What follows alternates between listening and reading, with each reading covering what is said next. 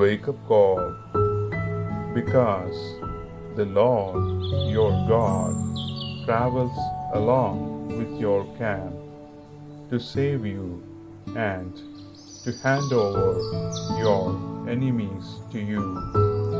Therefore, your camp must be holy, so that he may not see anything indecent among you and turn away from you.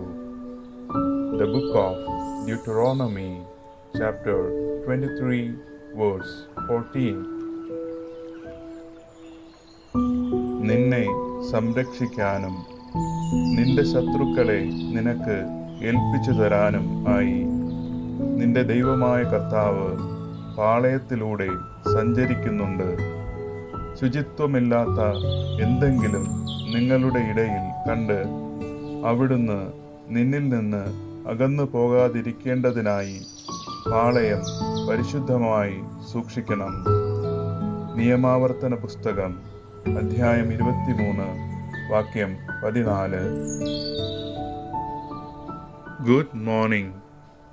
ലൗദേത്തൂർ യേശുസ് ക്രിസ്തുസ്.